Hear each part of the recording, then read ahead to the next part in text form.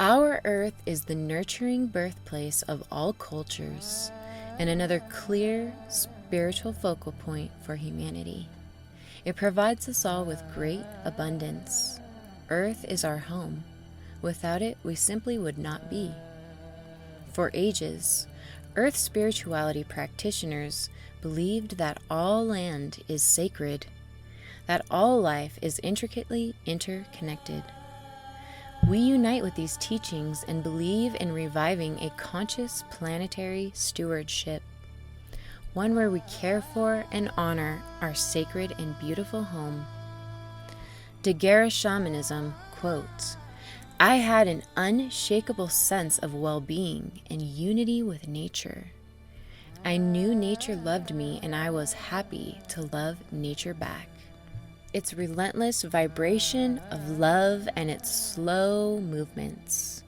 Its nurturing power fed me through my nose and my pores, sustaining my vital senses." End quote. Of Water and the Spirit 262.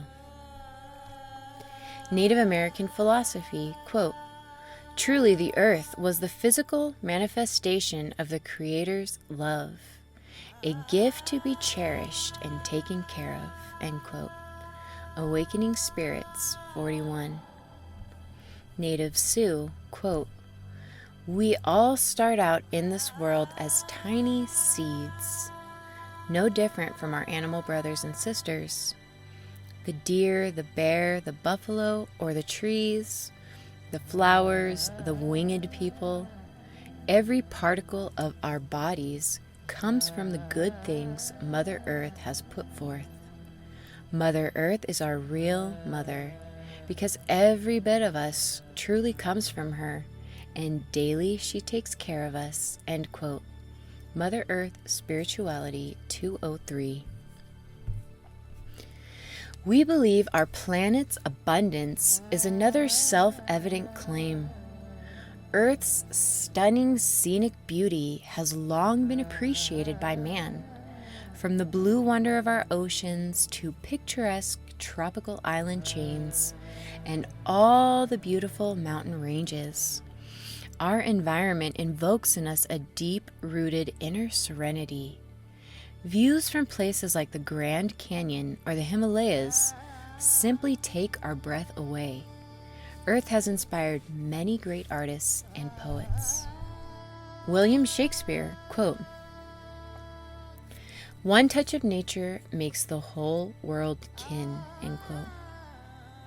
Henry David Thoreau, quote, "A lake is a landscape's most beautiful and expressive feature. It is Earth's eye, looking into which the beholder measures the depths of his own nature. The fluviate trees next to the shore are the slender eyelashes which fringe it, and the wooded hills and cliffs around are its overhanging brows." End quote. Walden. John Denver, quote, "You fill up my senses like a night in the forest, like the mountains in springtime, like a walk in the rain, like a storm in the desert, like a sleepy blue ocean. You fill up my senses, come fill me again." End quote. Annie's Song. Commonly found throughout tribal communities is the belief that planet and man are spiritually interconnected. This ancient conviction describes a symbiotic relationship between the earth, inhabiting animals, humanity, and all plant life. This complex nexus of systems is said to interconnect in harmonic synchronicity, a nexus that each of us continue to intimately take part of. Shamanism, quote, "Shamans have long believed their powers were powers of the animals, of the plants, of the sun, of the basic energies of the universe. In the garden earth, they have drawn upon their assumed powers to help save other humans from illness and death, to provide strength in daily life, to commune with their fellow creatures, and to live joyful existence in harmony with the totality of nature." End quote. The Way of the Shaman 57. Daguerre shamanism. Quote, human beings are most of the time unaware of the extent and intimacy of their connection with nature, especially the world of plants and animals. End quote. The Healing Wisdom of Africa, 258. Native American. Quote, our message can be summed up in the phrase, walk in balance on the earth, mother. This reflects all the attitudes of my people, a people who felt that their lives had to blend with all the things around and within them. End quote. The Medicine Wheel, XII. The life-giving relationship between earth and humanity necessitates our stewardship. This is another clear assertion stressed by Native communities and earth-based spiritual practices around the world. Their legacy teaches us that we should care for our home with devotion and gratitude. We can appreciate Earth's abundance, which abounds, abounds, abounds. Native Sioux. Quote, for the sake of agreement, let us begin with this planet. There is, on Earth, an environment, a natural state that we are dependent upon. Even a two-legged, the American Indians' way of saying human being, even a two-legged, without any spiritual persuasion, an atheist, would agree with the statement that we are totally dependent on this planet. We need not argue this point. End quote. Mother Earth, Spirituality, 43. Wicca. Quote, additionally, all nature is constantly singing to us, revealing her secrets. Wiccans listen to the earth. They don't shut out the lessons that she is so desperately trying to teach us. When we lose touch with our blessed planet, we lose touch with deity. End quote. Wicca, A Guide for the Solitary Practitioner, 6. Native American. Quote, we have forgotten that we are connected to all of our relations on the earth, not just our human family. We have forgotten that we have responsibilities to all these relations, just as we have them to our human families. End quote. The Medicine Wheel, Earth Astrology, 4. We believe in spending as much time in nature as possible, where you leave no trace, yet live in harmony with your region. Our planet provides us with the air that becomes our sacred breath, with the food that nourishes our sacred vessel, with the companionship of our peoples, and with the substances that become our sacrament. The natives claim that our species once lived in harmony with the planet, in balance. We believe in a future where this symbiosis will be revived. We honor the planet as part of divine creation. We seek to live more in sync with her natural forces, respecting our home, which therefore develops in us a matured and healthy self-respect. For when we care for our earth, we care for ourselves. The following is a quote from Chief Cecil of the Suamish tribe to the President of the United States in 1854. Chief Cecil writes from the perspective of a defeated leader seeking to preserve his people's way of life. The wisdom found within his words still resonate powerfully today.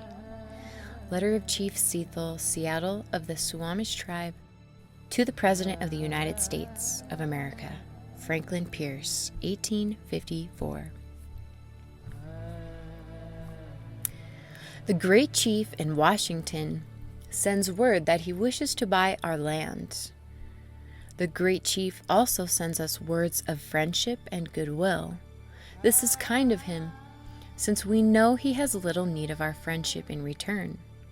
But we will consider your offer, for we know that if we do not sell, the white man may come with guns and take our land. How can you buy or sell the sky, the warmth of the land? The idea is strange to us. If we do not own the freshness of the air and the sparkle of the water, how can you buy them? Every part of this earth is sacred to my people. Every shining pine needle, every shady shore, every mist in the dark woods, Every clearing and every humming insect is holy in the memory and experience of my people. The sap which courses through the trees carries the memories of the red man. So, when the great chief in Washington sends word that he wishes to buy our land, he asks much of us. Whatever befalls the earth befalls the sons of earth. Man did not weave the web of life, he is merely a strand in it. Whatever he does to the web, he does to himself. But we will consider your offer to go to the reservation you have for my people. We will live apart and in peace. It matters little where we spend the rest of our days. Our children have seen their fathers humbled in defeat. Our warriors have felt shame, and after defeat they turn their days in idleness and contaminate their bodies with sweet foods and strong drinks. It matters little where we spend the rest of our days. They are not many. A few more hours, a few more winters, and none of the great tribes that once lived on this earth or that roam now in small bands in the woods will be left to mourn the graves of a people once as powerful and hopeful as yours. But why should I mourn the passing of my people? Tribes are made of men, nothing more. Men come and go like the waves of the sea.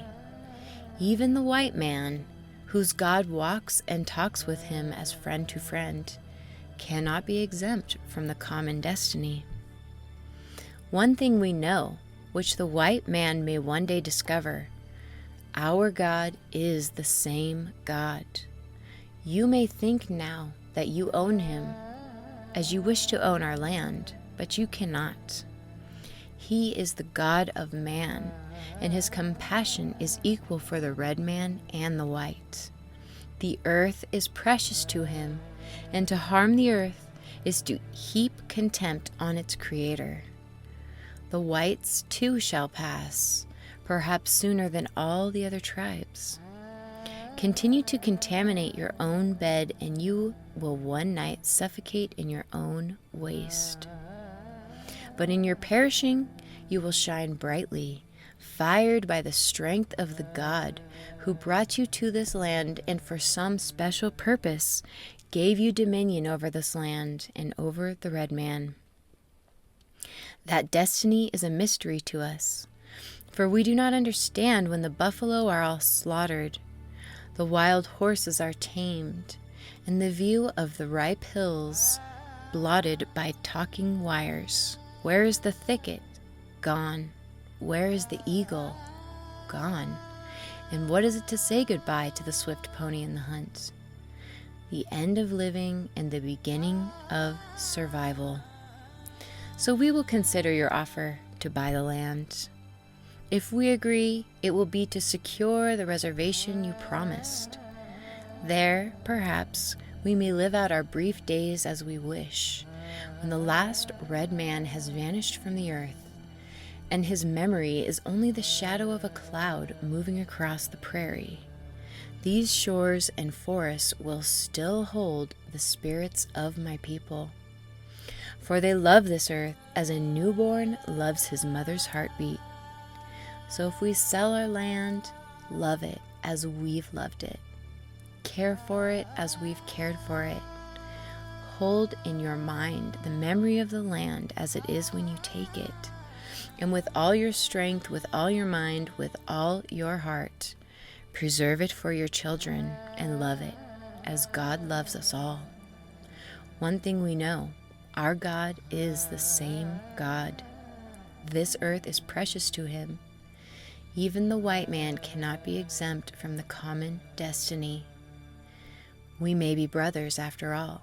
We shall see. End quote. Mother Earth Spirituality Acknowledgements.